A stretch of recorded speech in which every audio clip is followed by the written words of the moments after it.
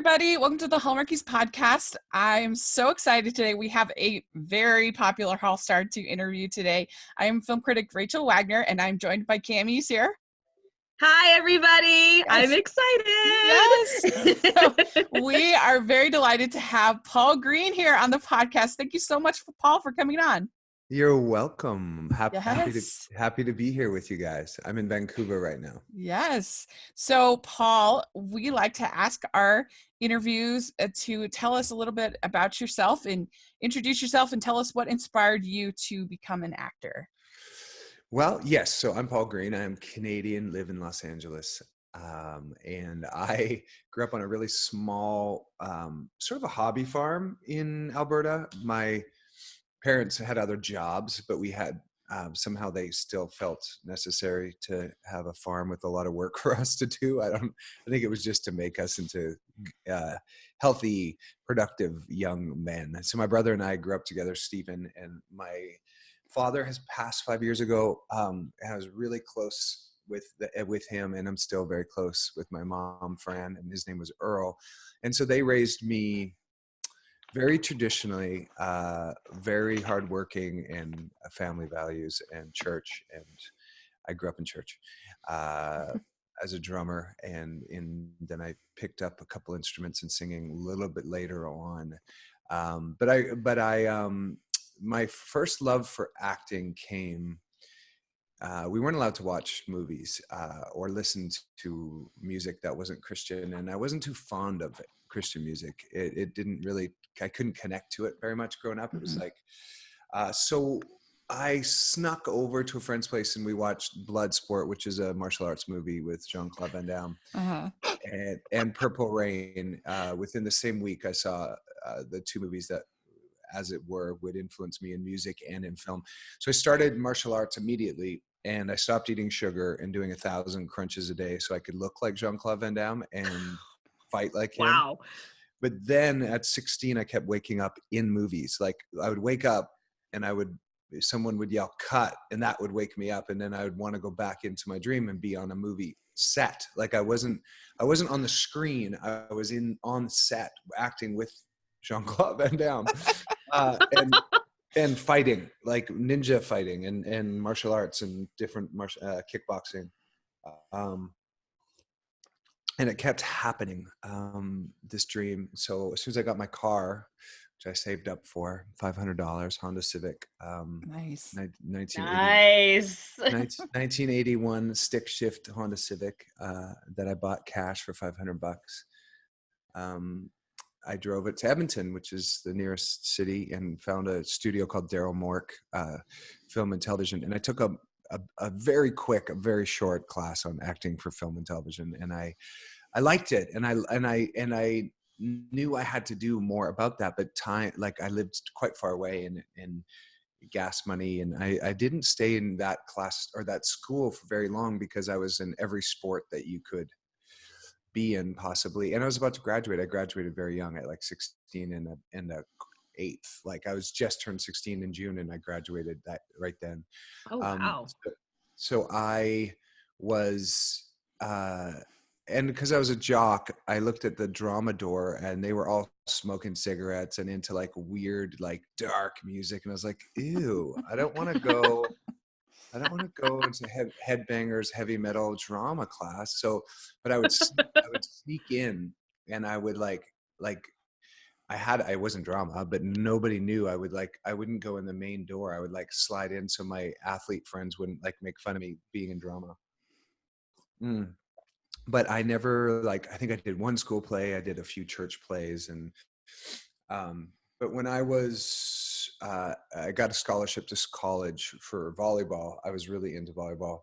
And when I was there, in my first few months in college, a modeling scout came up to me and said, you have to meet Kelly Strite. And Kelly Strite's one of the biggest agents in the world for discovering people. He had just discovered Tricia Helfer, who's another Canadian who won Supermodel of the World in 1992. That's right when he had found me. And she currently, I think she was on Battlestar Galactica with Paul Campbell. Mm-hmm.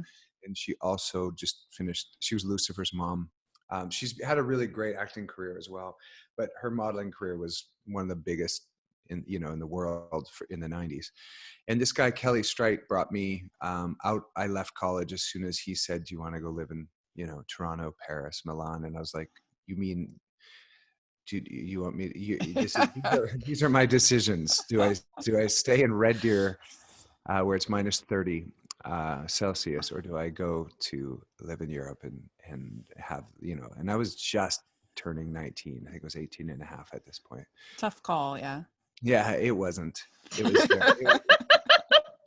it was incredibly easy, but I picked up your sarcasm there.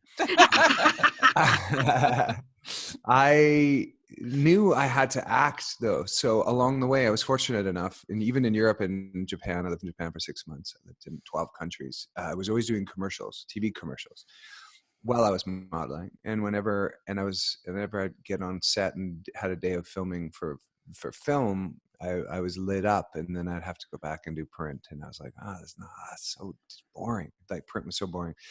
But eventually I made it to Miami and then New York. And in New York, I was brought to New York from an acting agent who saw me in Miami named Maury at Innovative Artists. And he brought me to act in New York. And he had a commercial agency there. And as soon as I got to New York, I got into some of the best schools with Uta Hagen and Stella Adler. And they're like sort of the grandmothers of acting in New York, and Susan Batson. So I was in really great schools, but I was always working. I was modeling 250 days a year. I had a very unique career. Tommy Hilfiger and J. Crew and had found me early and were using me consistently. So every single catalog in the world and every single department store that sold Tommy Hilfiger and wanted to look like J. Crew would book me because I was their image. And I did covers of Men's Health. I did 7 covers of Men's Health magazines. I had a really unique, bizarre career because I was like a celibate Christian right at 18 and a half. At 19, I like completely committed my life to God. And then I had this massive modeling career for a decade, pretty much, where I was living in Paris, Milan, and London, and Hamburg, and Munich, and Athens, Tokyo, and watching beautiful women always like changing naked in front of me. And I was like on this path for God, because when you do runway shows, everyone just kind of changes backstage. And I had my guitar and my Bible with me, and I'm like 19, 20, sitting there with Giorgio Armani in front of me and Dolce & Gabbana in front of me and Calvin Klein, and these people just looking at me. And then they're like, and I wasn't even aware that they were like, they must have thought I was completely nuts, because I was just sitting there with this huge study Bible open, like always, and my guitar. And it was like, so it's the most bizarre, but it gave me everything. Like my relationship to God at the beginning of that time where I was kept me from a lot of drugs and a lot of potential wasted energy and money. And I started buying real estate and investing in things at 19 because I wasn't distracted by drugs and sex. I just was like, I had such a single focus, and my dad had taught me to tithe and save. So percentage of everything went to God and a percentage of everything went to savings. So I had all this money. I was just started buying buildings and things in New Jersey and New York and Long Island. And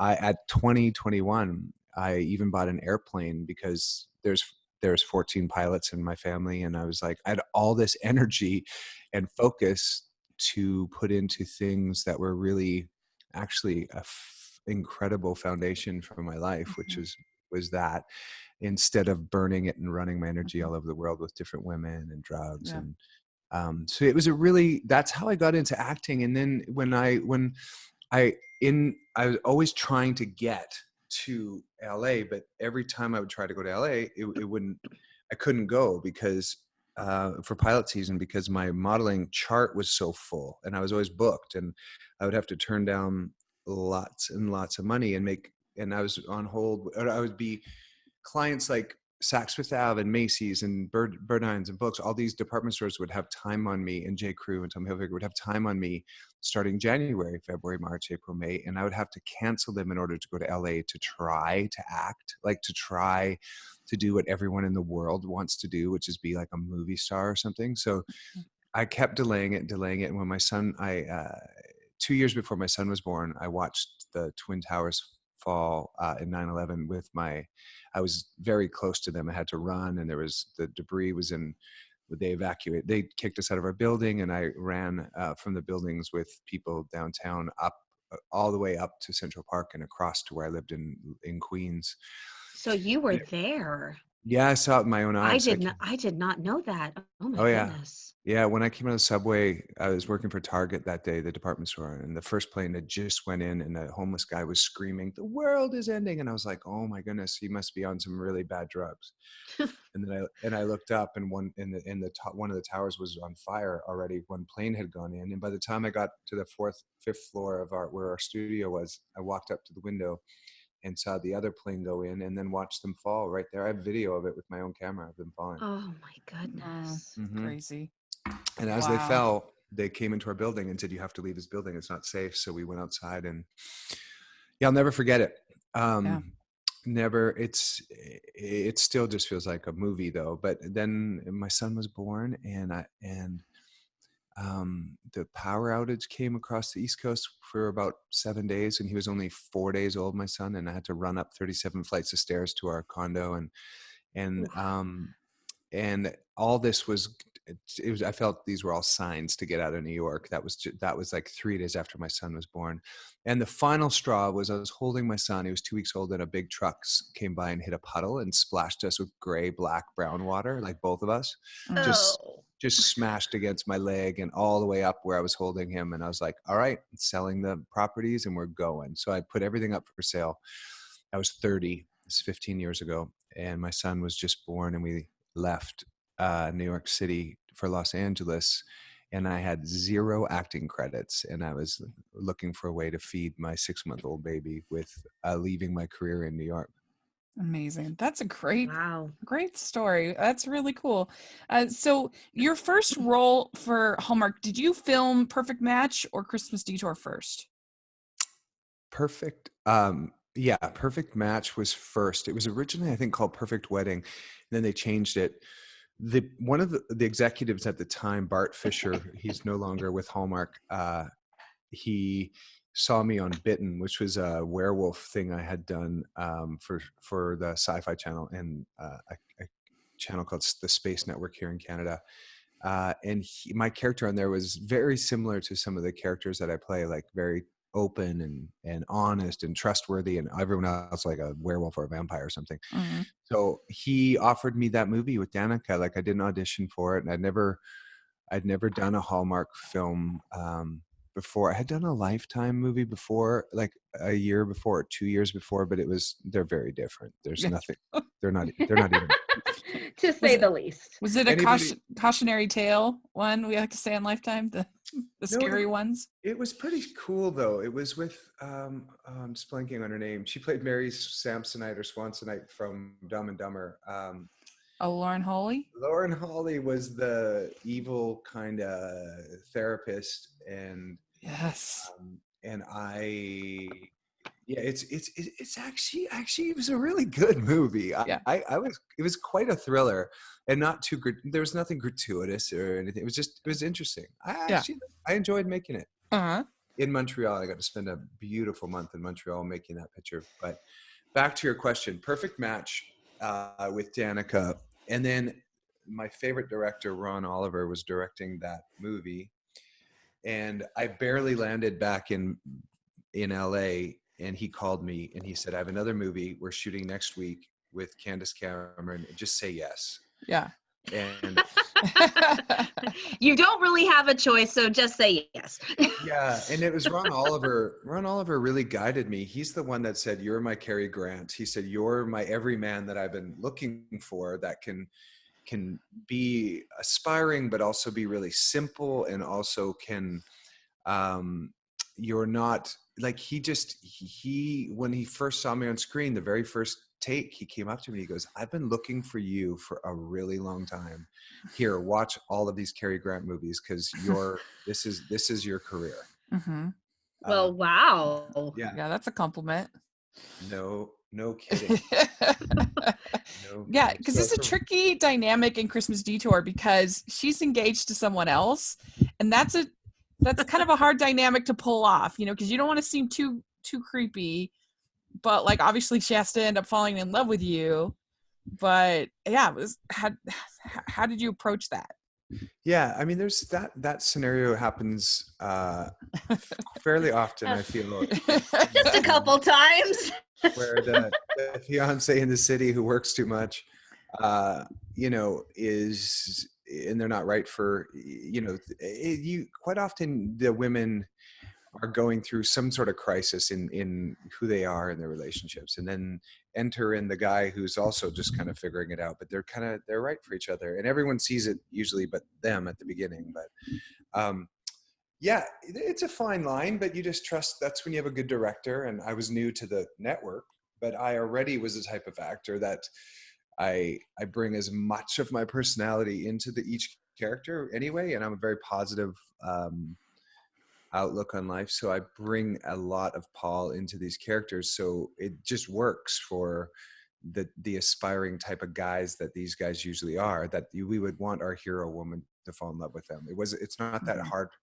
It's not a big like character development I have to do for these roles. Like the odd one are different, like Anything for Love. I was a male nurse and I did some different research because that character was a bit different, and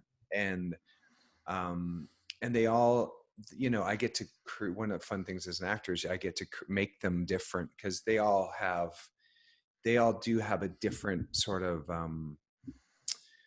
career, and that, some are marketing executives, some are writers, like they all have, and that part's fun, is to build their backstory, which I do as an actor.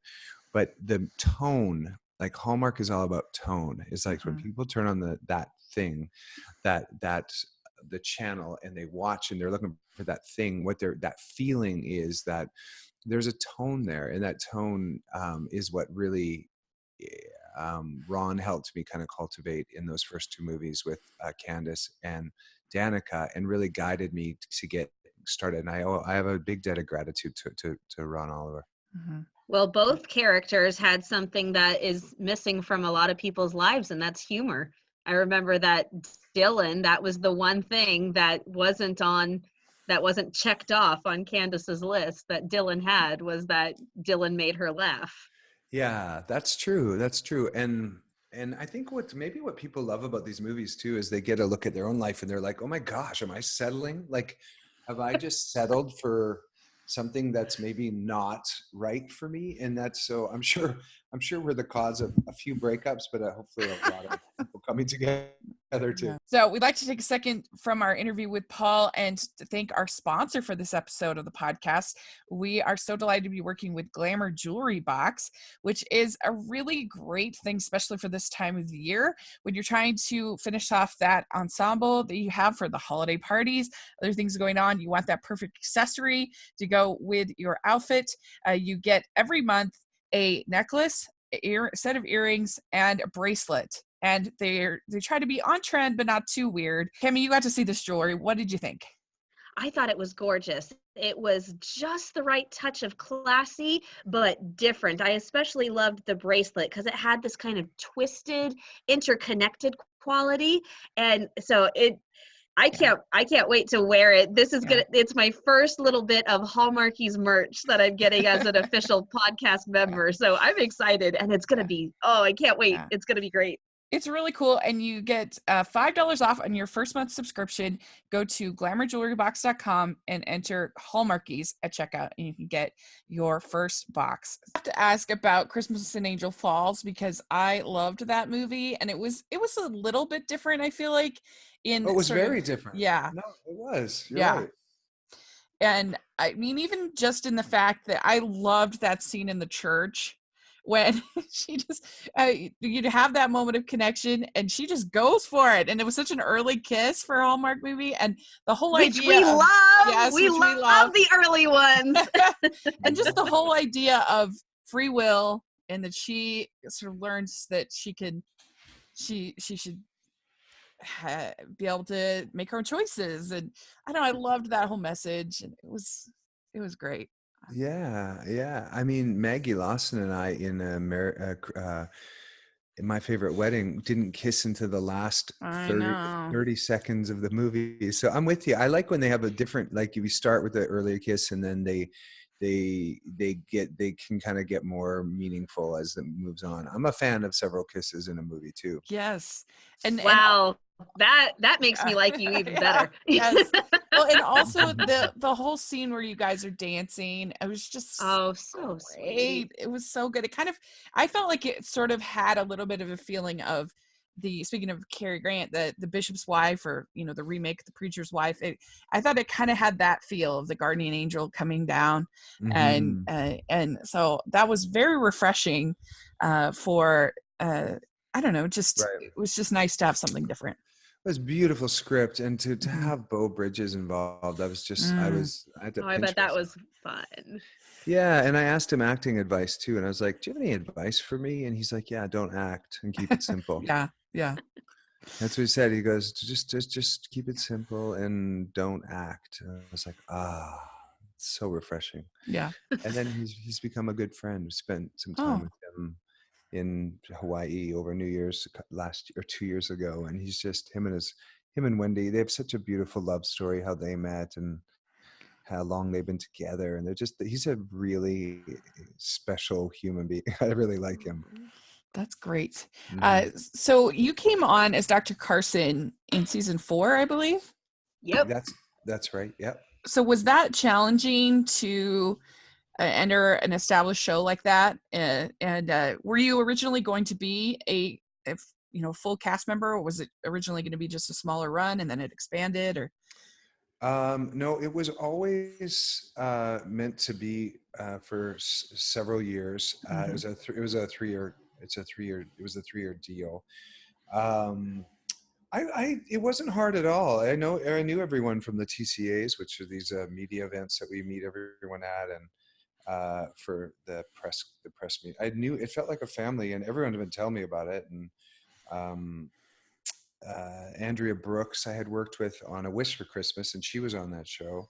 Mhm. Um, I and then I met Brian Bird at the TCA, and I think Daniel Listing was like, "Brian, you got to put Paul in. We got to get Paul over to When Calls the Heart."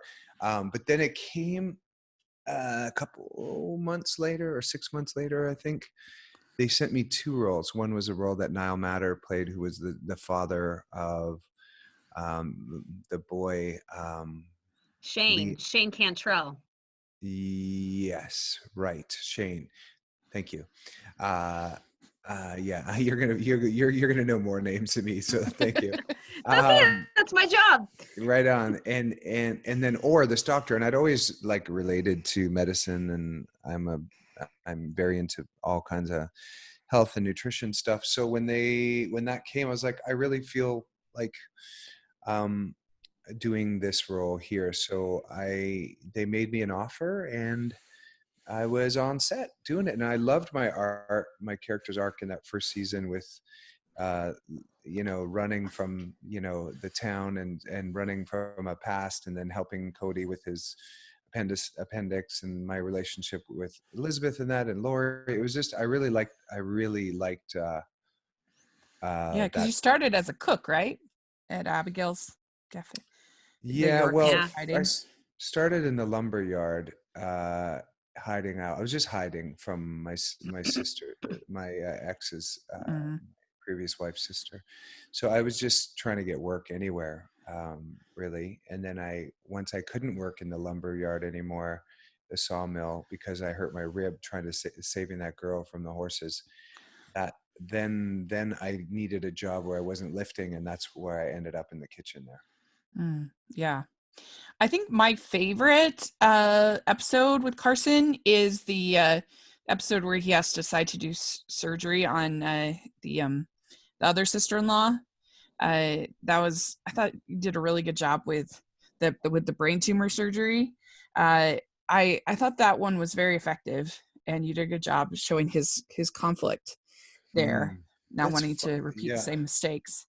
Yeah, and then it came up later the next season with her sister coming to town, and I had to do that brain surgery on her, and it was like, Yeah. oh, that was just, yeah, as an actor, you just love to have conflict to overcome and to deal with, and I think that's when our show is at its best.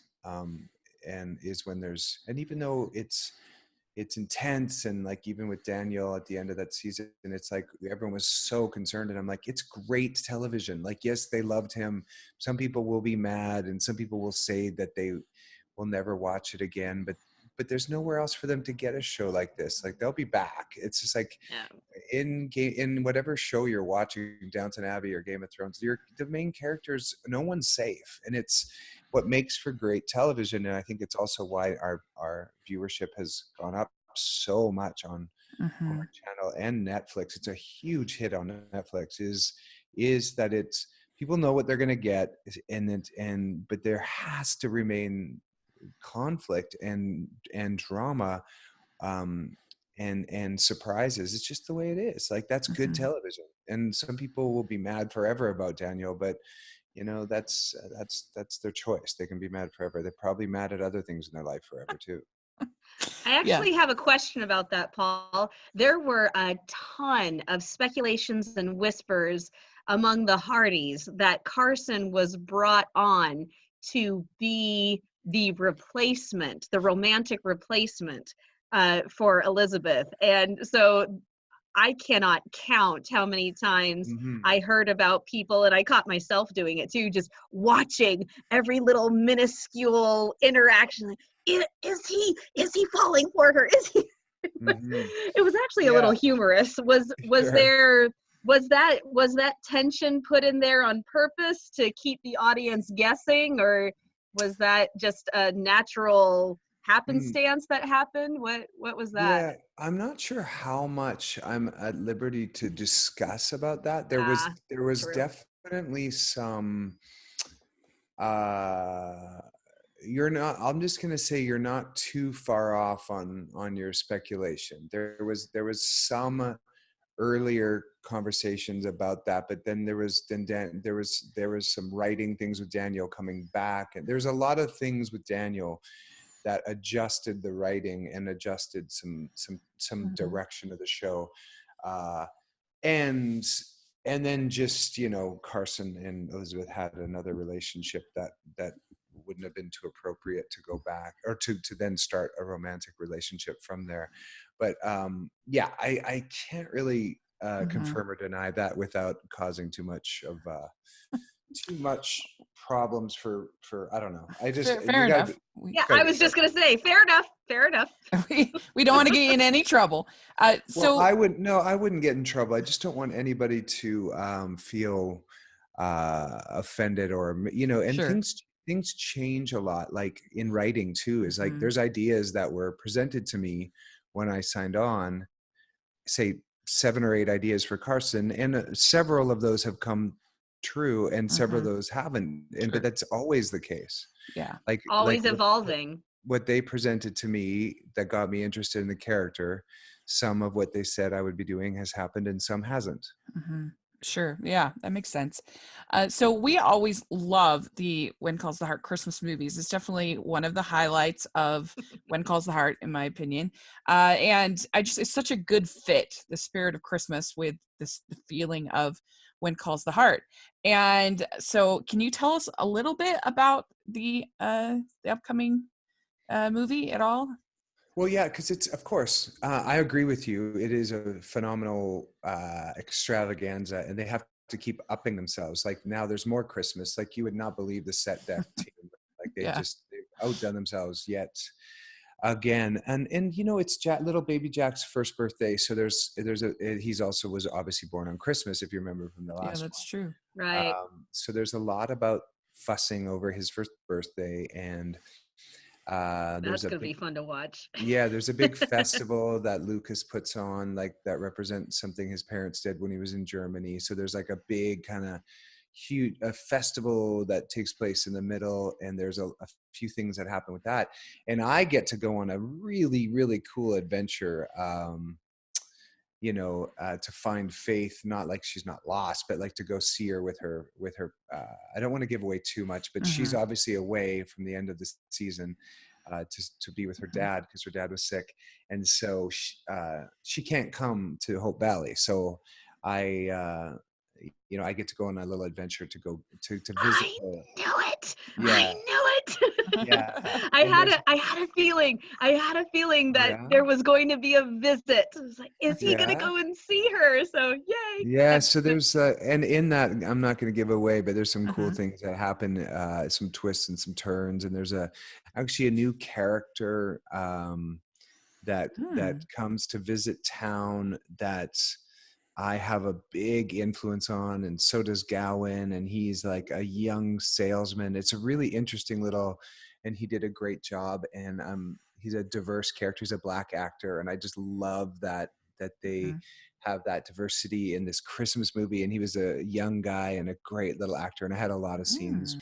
We'd like to take a second from our interview with Paul to talk about our second sponsor of this episode of the podcast. They are the good folks over at Skylight Frame, and it's a really cool thing that they do. We've seen lots of digital frames before, but this is a unique one where you can actually have people email you photos directly to the frame. So you could be sitting there watching your pictures go by, and boom, surprise picture from somebody in your family, which I think is such a fun new idea.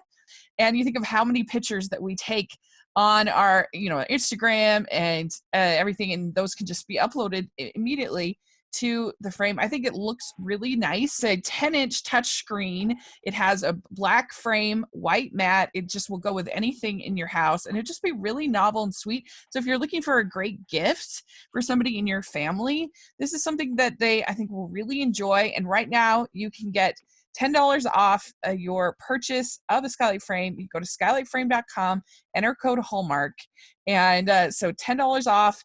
That's Skylight Frames, SKYLIGHTFRAME.com, and enter code Hallmark, not Hallmarkies. So there's going to be a lot in this Mhm. Christmas episode that people love to see, and some music, and it just looks Mm, gorgeous. And we shot it when it was colder, so we didn't have to pretend it was cold. So that was great. that's great. Well, we're Saved excited. saved you a few sweat soaked costumes, huh? Yeah, those can be tough. Those, but Yeah, most Christmas movies are made in the heat. yeah, yeah. Right. So then you have Christmas and Evergreen, Tidings of Joy, right? Is the That that's right. Yeah, yep. So this kind of a similar question of, you have this sort of established series and you're sort of entering it now in the third one. And so yeah, what was it like to be invited to the Evergreen world? Well, here's what's cool is it's the characters have already have quite a bit of story development. So, all these characters that were in the first and the second, like Joe Wagner comes back for a brief cameo. But Hmm. then there's the towns folks, like Barbara Niven's a character there. Then she Yeah, has the Kringle Cafe, and then Holly Robinson Pete as takes a over a different. character. She has a different position, and she has a bigger role in this one. And so I think when I watched the movies before, and to get a bit of the Hmm. town's feeling and the establishment and the red truck, and just to understand a little bit the dynamic of the town, and how magical the town is, and how much they love Christmas, and how much they love community and each other. It's very similar to Hope Valley when you think about it. Hmm. Like, they're very much take care of each other, and it's like this place that doesn't seem real because people actually really, it's a community and they really care about each other. So I know it's a really big franchise for them, meaning like it pulls just major big numbers, and people Hmm. love it, and the book's great. And I was excited, yeah, when they offered it to me and presented me the Hmm. script. And the thing, when you get your first script, they're going to keep rewriting it, and they always get better, and they always get uh, these scripts evolve. We get rewrites every Hmm. couple days usually. Sometimes the night before you go to film, you get a new rewrite, um, Oof. which is at the beginning can be tough, but as soon as you're filming, the muscle Kind for of it. memory is so strong that they can throw anything at me. Like, I can, it gets it with once you're working consistently, you not photograph. I don't have photographic memory, but I really I read the Hmm. scripts so many times that when they make a slight alteration, my brain's like, oh, that goes there because that's out of place. It's like, where's Waldo? It's like, oh, there's that thing doesn't belong there. So You can it's, adapt. yeah, I can adapt. And I constantly am reading the script to get on these movies, especially because my character is usually the lead or like number 1 and 2 or number 2. So there's a lot of scenes with my character. So I need to be very aware of how every other character is relating to my character. So I'm always digging for gold of information of what people say about me, how emotionally, how are we connected, and what are some things that I can create that we've overcome in the past, so that when I say words to them on screen, there's a relationship there. It's not just words. And then I don't have to worry about memorizing. Like, I don't really memorize. I just really know my stuff, and I don't like try to get it right, because it's terrible if you try to get it right. You just look like someone speaking words. Like, so I get it very close by repetition and looking at it and asking a lot of questions and writing. I write a lot about my work as I'm expanding on obstacles and objectives and things that I want to create with my characters. But to be a part of, I've worked with Barbara Niven 3 times now. And what's so unique is the African American community loves Hallmark so much, and they are going to flip out because there's 2 couples in this movie that are African American, African Canadian, and both Holly Robinson Peete and her love interest, and then there's a woman named Rukia. How do you say it? I think it's Rukia. Rukia, but Rukia. Rukia. Yeah. Rukia. It is Rukia. Okay. So yeah, she's adorable. I adore her. And she has a bigger role in this too. And then she falls in love with this guy who we haven't met yet, but he's a Towns guy that's been there for a while. So there's 2 of the 3 are a diverse sort of background and ethnicity. And I think that that's going to really play well. And then, of course, Maggie and I did a film before, so our chemistry is off the charts, and we just love working with each other. And, yeah, I was going to say, you got to be reunited with Maggie. That must have been fun. Yeah, I was hoping for a Christmas, or a wedding movie where her and I get married that is based with, because I really loved the characters that we got to work with in My Favorite Wedding. And Peter Benson and Marie, what's the other girl's name? Oh, they were just so great. Her best friend, and then he was my buddy, Peter Benson. And so I loved your relationship, you and Peter. That your characters were so funny. It was so fun to watch. Although you needed to tell him to stop taking dancing lessons, because it got pretty dicey there. Like, I know. Like, it's not worth it. It's gonna break up the right. Well, just tell her I have a surprise for you, so stop asking questions. Yeah, no, for sure. Well, Christine Chatelain played Peter's fiance, and she was a wedding planner and I was Peter's friend, and I just loved, Mel Damsky was our director, and Mel had worked with Maggie on a series called Psych, and he right.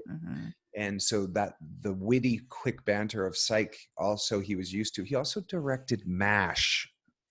Oh, I didn't know he directed MASH. Yes. Didn't Mel work on some episodes of When Calls the Heart, or am I getting that wrong? No, he hasn't yet. Nope. No. He hasn't yet. Okay. I've seen him. I've seen his credit on so many other shows that I got myself confused. Yeah, no, that's fine. He's done a lot, and he let me shadow him preparing for a film he did with Danica McKellar, and I also shadowed Ron Oliver, so that, because one day I'm going to be directing these as well. I did awesome. the week of prep for Coming Home for Christmas that he did, which is one of Danica's movie. The director prep. So but yeah, he's his what he did, and he also did Journey Back to Christmas with Oliver Hudson and Candace Cameron. Candace, that was like a Hall of Fame picture. Yeah. But then that's a favorite with a lot of people. I think it's the number 2 ever Hallmark in terms of ratings. Something like that, well. Yeah. I really like the way that they have been doing these more franchises versus sequels, because I think the sequels are very difficult to pull off, because our characters are, sometimes they can, but their characters are already together. And so I think that Hallmark struggles to figure out, okay, what do we do next? the people want to see these characters, but what's the next thing in the story? And so some of the sequels have struggled, and so I really like the fact that now we're getting more of a franchise. Like we're getting now a second Angel Falls movie with Jen Lilly. We're getting a second God Winks movie. We're getting now a third Evergreen movie, and they have different people. We're getting a spin-off of Christmas at Graceland. So I think that's a smart way for them to go, rather than Yeah. the sequels. Yeah, I think you might be onto something. That might be why they don't want to do sequels, is like there's not the conflict, unless they were to break up and then try and get back together or something. But Yeah. planning a wedding, has a lot of drama too. Like I think it's an interesting, something different to start the relationship off where someone's together and then they thought they had something special, but then they're like, oh my gosh, actually having a relationship is a lot harder than we thought. And then you wonder if they're going to Mhm. pull it off. And then they go through their journey that they go through and trying to plan this wedding, which can be a disaster, planning a wedding. And, Yeah. renovating Right. a house and planning a wedding can put a lot of strain on relationships, which is wonderful for writing comedy and conflict. Yeah. Well, it can be like, I think Pascal and Coven's sequel to their movie, The Perfect Bride, whatever it was, that was a good one. They did a good job because you never worried that they were actually going to break up. They just had conflict that they dealt with, which was natural. And so I think that was a good example. But it's a tough. It's often tough for them to pull off, I feel like. So anyway, I just think it's interesting that they've sort of moved to this franchise mode. Yeah, I think it's fun. It's fun to continue to build on characters that have depth. That's what my Hmm. favorite thing. So once you have a longer period of time and more movies, the characters, you have more to draw from, and you know who the character is, and the fans Yeah. can be more committed to them. Were you tempted to? Did you want to ride off with that red truck? No, no, it's horrible to drive. It Oh, is a is it? disaster. It's Oh my all for God. show. It is a disaster to drive. Oh, Like Oh the no. brakes are man. horrible. The shifter is like, the clutch is weird. It's a nightmare to drive. And Okay. The in my illusion is first, shattered. yeah, it's gorgeous, just gorgeous, but it is a real bear to wrestle. That's Okay, interesting. speaking of which, this is going off on a bit of a tangent, but I'm taking a friend of mine through When Calls the Heart for the first time, and we just watched the episode where they celebrated Carson's birthday with his surprise party. I was dying to ask you about the harmonica. Was it a bear to play, just like the truck is a bear to drive? Did it blow out these terrible notes that had to be ADR'd, or was it an okay instrument? Well, there's a couple versions. Did they? I don't know which one aired. Was I playing it around the campfire with Andrea? So you didn't play it at the campfire. When she gave it to you, you were Uh-huh. in the office, Right. and you just played a tiny little melody for her right there. And then at the end of the episode, you were playing with Rosemary, with Pascal in the saloon. Oh, right, right, right. So Well, there's this I scene. remember I Okay. remember Kevin well, I remember Kevin and Pascal talking about the flute that Pascal had to play and how it just Mm, sounded terrible. And so I was wondering about the harmonica, if it was the no, same no. situation. Well, there's a whole scene that I thought they put it in later, where we're around the campfire and I play her this whole tune. And the thing was, they covered it with a type of metal to cover the brand, and that metal was cutting my lips. I can play harmonica. I didn't realize it was hurting my lips until later. It was like a really, really fine metal that I kept rubbing my lips back and forth on. And then, so it hurt like crazy. Later in my trailer, I was like, why are my lips like on fire? And I realized the harmonica was like cutting my lips because they tried to cover the brand. But no, I thought they had put that scene in because when they did some of the re-editing with when everything changed, when they had to rewrite and recut some of the stuff from Laurie, they also I thought they put that scene back in, but Well, that might be, I think that's in season 6 with you around the campfire. So we're at the end of season 5 where she just gave it to you for your birthday. So it's you're yeah. talking about something else. Okay, got it. So maybe, well, isn't there the scene when her and I go and we get stuck in the snow, and then there's a Yeah, beautiful that's it. fire. That's in season 6. Oh, okay. Yeah. By the way, we shoot these things out of order. Yeah. Oh yes, absolutely. And I never have any idea like what we shot and what's coming, because they're rewriting it on the fly. Not on the fly, but they keep like there's new rewrites coming in so fast. Mhm. And then I'm like, wait, was that last season or did we shoot that this season? I There's wonder how you guys keep it as straight as you do. I think that you guys do a fantastic job keeping it as straight as you do. Well, so Paul, we like to end our interviews with just some fun, silly questions. So we have the holiday version of the questions for you. So okay. here we go. What is your favorite holiday drink? A type of spicy apple cider that has a Mm. lot of cinnamon Uh-huh. and cloves, that is made slowly on a stove. Yum. I like that too. Okay. What is your favorite holiday cookie or treat?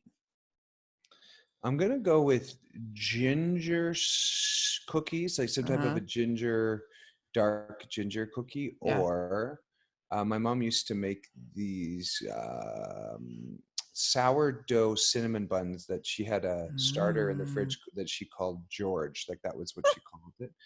That was like 20 years old, the starter, Wow. and she would make us the most insane cinnamon rolls of all time with sourdough starter. It was beautiful. That That's sounds delicious. yeah. You could work that into a Hallmark movie. I've never Absolutely. seen sourdough starter as a Christmas food in it. Yeah. Right. That's the next Christmas cookie mashup. Yeah. Is you're making cinnamon rolls. Uh, Right. all right. So what is your favorite Christmas song or carol? Christmas song. I love "I'm Dreaming of a White Christmas." I just like. Yeah. I like the slower ones. I don't like fast. Like I don't like Jingle Bells. I don't like anything that's like kind of tinny or commercial or Mm-hmm. like heartless. I like something with. I love Yeah. all the old school Bing Crosby stuff. Mm-hmm. Very good. Okay. What is your favorite Christmas movie to watch every year? Love Actually, probably. Mm-hmm. Yeah. Very I like good. it because it's a romantic, and also there's like the holiday. There's a few. I like the old ones a little bit too, but I would like right off my head is Love Actually. Yeah. It's a good one. It got so many different stories. So, Yeah. yeah. Very good. Okay. What is your favorite holiday tradition? Like decorating the tree, or what's the one you look forward to most? Food. I love making the turkey. Mm-hmm. I spend a lot of time in the kitchen. So Do you have your Christmas dinner on Christmas Eve or Christmas Day? Christmas Day, like middle of the day, usually. Some of the prep is done Christmas Eve, and then Christmas Day, like around 3 or 4, we usually eat the big daddy, the big thing. Cool. Great. Okay. What's a memorable Christmas gift that you've given or received? Like, did you have the big Red Ryder BB gun kind of moment as a kid? The gift you really wanted? Yeah, but mine was from my dad. It was a huge airplane glider that was an American or a Air Canada, just a massive jumbo jet that was styrofoam that was also a glider, and I just loved that thing. It would fly forever, and it was the beginning of my love of aviation, and it connected me to my dad, and it was just I knew it was expensive, and it was so cool. Mhm. Yeah, I still That's remember that. I talked about that actually at Christmas convention. Someone asked the girls on the podcast, yeah, the bubbly sesh. Bubbly Sis asked a question about all of us what our favorite gift was, and I had just shared with 500 people that I don't like getting Christmas presents. Oh.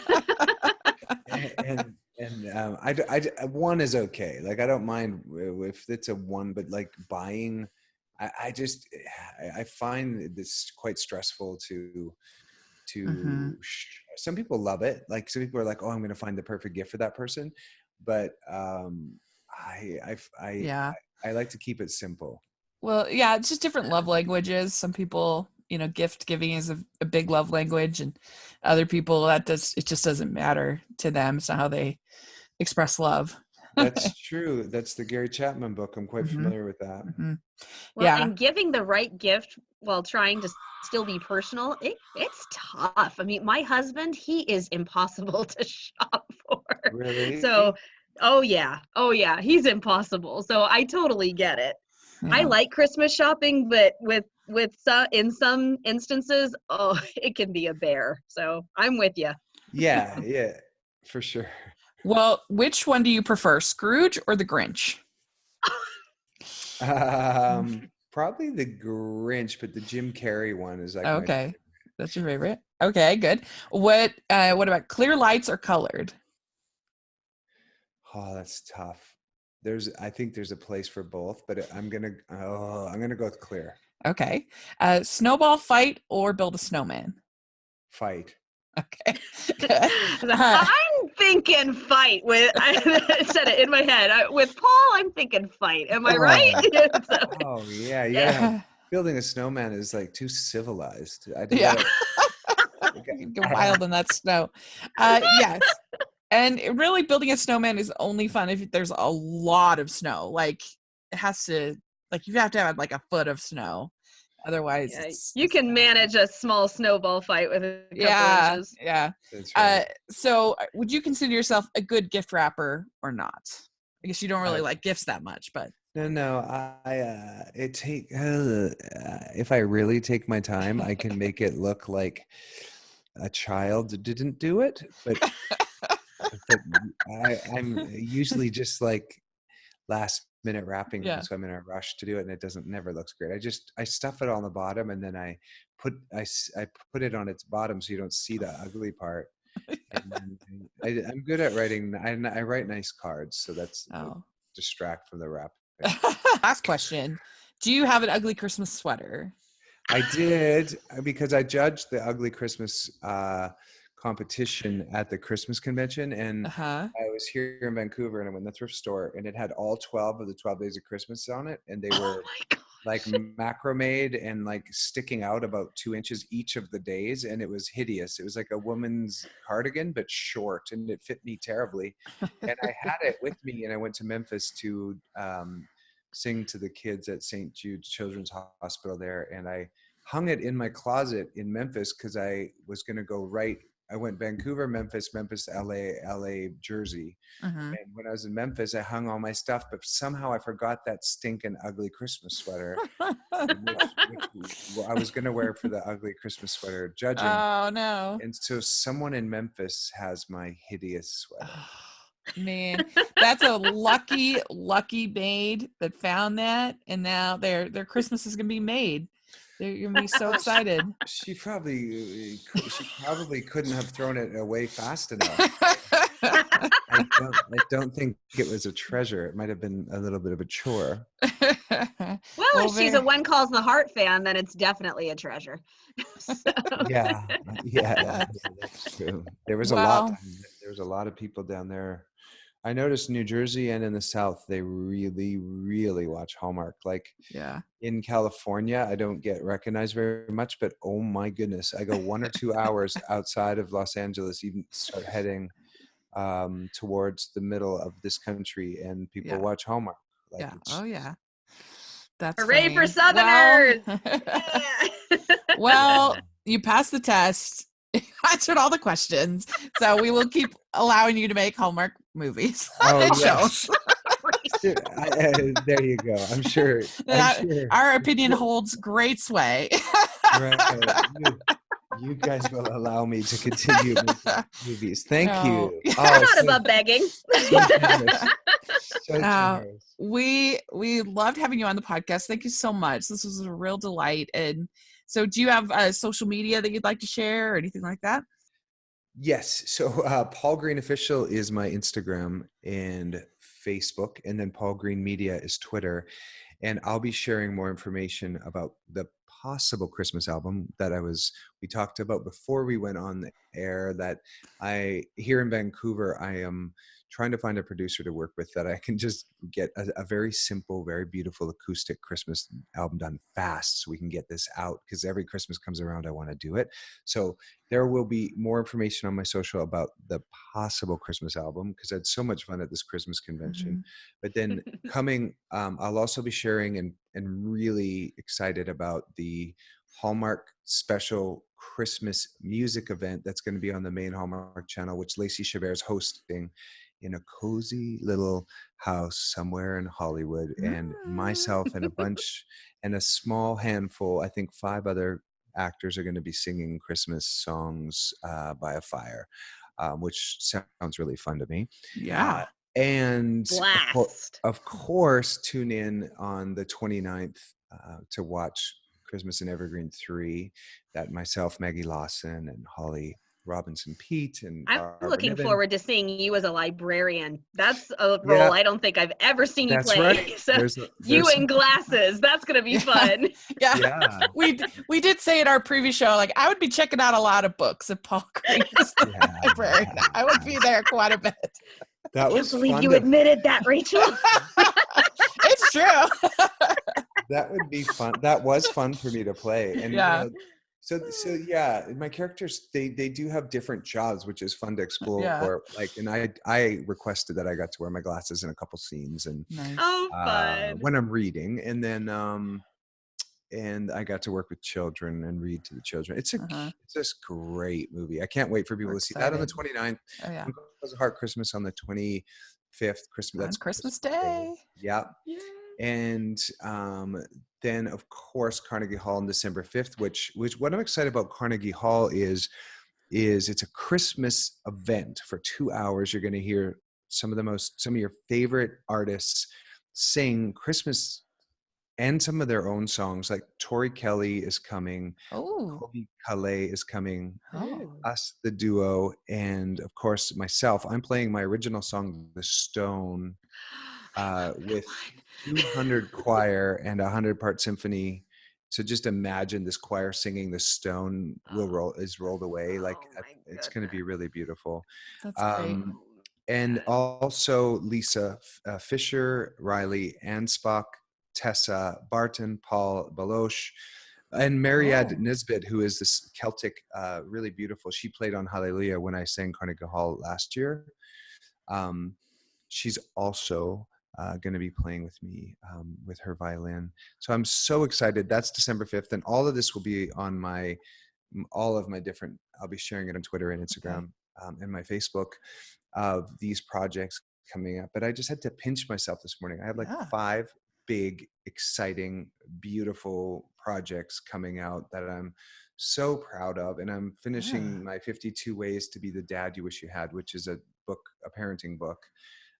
So I've never been busier, but I've also never had more fun. Like, it's not stressful work. It's like super fun. You're just living the best life. I mean, that's amazing. Congratulations. Thank you. Well, it's the fans that make it all possible. And that's what I was really present to at this fan convention, the Christmas convention that's for entertainment put together. And Hallmark had this beautiful booth there that was just gorgeous, and got to be with all of my Hallmark star friends and family there. Is that these fans allow me to do what I love, which is music, and make movies and make TV series and all these things. And, without their love of this work, it wouldn't be possible. So I'm always deeply grateful to the fans. And I know that it's they add a lot of value, and they contribute greatly to our lives as well. So it's, the balance is making time to make sure I have the quality time with my son, which because I'm here in Vancouver, I can fly home quite often to see him. But keeping the family balance is always the challenge when you're this busy as well. Sure. Yeah, absolutely. Well, thank you so much again for coming on the podcast, and hope you and your family have a very Merry Christmas, and we'll be excited to see all of your upcoming projects. Great. Thank you, ladies. It was great chatting with you. Yeah. Well, thanks so much. And hopefully we'll be able to have you on again. for sure. I'll see if I can't get Chris McNally. Yes. Yeah. Yeah. Well, Let's great. talk Well, over lunch. well, Merry Christmas, and yeah, hopefully we will be able to have you on again soon. So, All right. all right, Take care for now. bye. We'd really like to thank Paul for coming on the podcast. We had so much fun talking with him. And so, Cami, where can people find you? You can find me on Instagram and Twitter at Cami Drama Girl. Cami spelled Kami. And then on Facebook, there's the Hooked Hardy Facebook page, and my blog is hookedhardy.com. Great. So it was really fun talking to Paul because I'm a hooked hardy. Yeah. Yes. And you can find me at Rachel's Reviews, all of our social media and iTunes and YouTube, and on Rotten Tomatoes. So make sure you check that out. I'd really appreciate it. And make sure you're following the podcast at Hallmarkies Pod and Hallmarkies Podcast, all over social media and on iTunes and YouTube. If you're listening on iTunes, please give us your ratings and reviews. We really appreciate that. And if you're listening on YouTube, please give us a thumbs up and subscribe to the channel. That means so much to us. And consider becoming a patron of our channel. We have so much fun. We have our Facebook group for the patrons where we talk about Hallmark movies and more. All that information will be in the description section. We also have giveaways, exclusives. We also have our merch store, which has When Calls the Heart inspired merch and other great things for the holidays. So definitely check that out. And so thanks again. And we'll talk to you all later. Merry Christmas. Merry Christmas. Bye. Bye.